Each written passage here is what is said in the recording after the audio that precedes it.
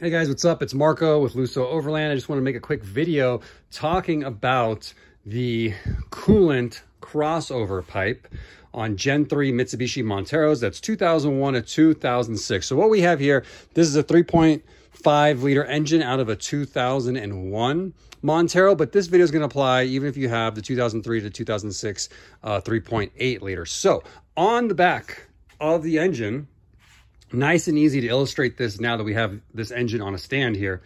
Here is the coolant crossover pipe, and it goes into the back of the cylinder head. And so it can move coolant, circulate it from the left to the right side and all around.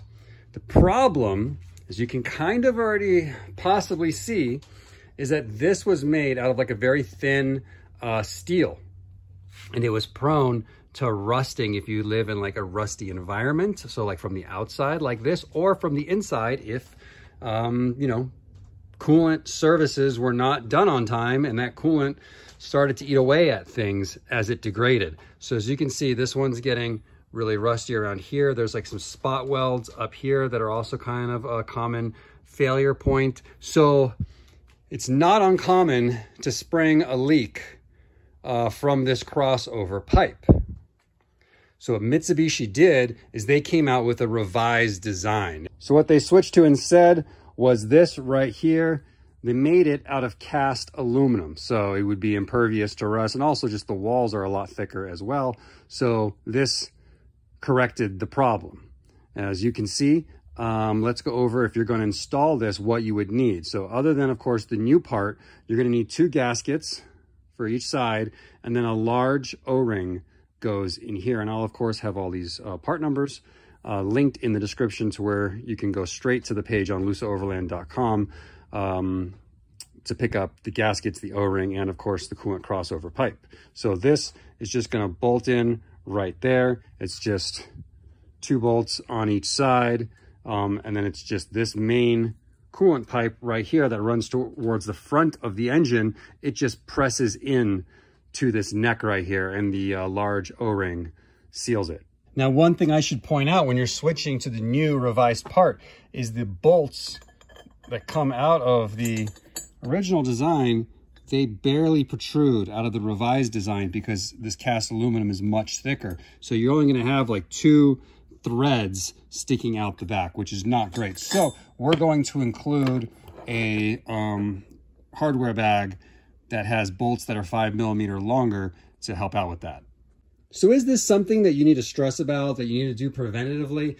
I don't really think so, unless you live in a very rusty environment. Like this vehicle is from Chicago, so that's why it has rust even as high as, you know, this is really high up on the engine, but it's still got plenty of rust up here.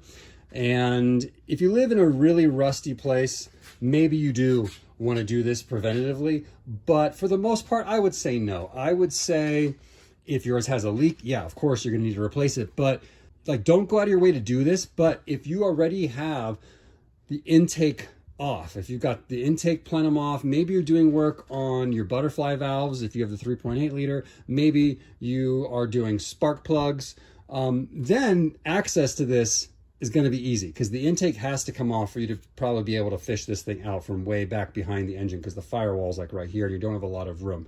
So if you already have the intake off and you want to have some extra peace of mind, you live in a rusty place, sure. Other things that I want to point out, you can see that this main pipe comes up and it connects to the thermostat housing. Now, when you do a timing belt job, you're going to get the gasket that goes right there at that connection, because the easiest way to do the timing belt job, to get to the water pump and everything, you don't have to do it this way, but the easiest way is just to unbolt this thermostat housing and pull it away. And when you do that, you're going to need to replace that gasket, which will be in your timing belt kit, as well as the large O-ring that's on this side. And that large O-ring, so there's 2 of them. There's one at the front of the pipe, and then there's one at the back of the pipe where it connects to the crossover pipe. So I just wanted to do that quick overview. Maybe it helps you guys visualize how this looks underneath the intake and what you're in store for and why Mitsubishi came out with a revised part.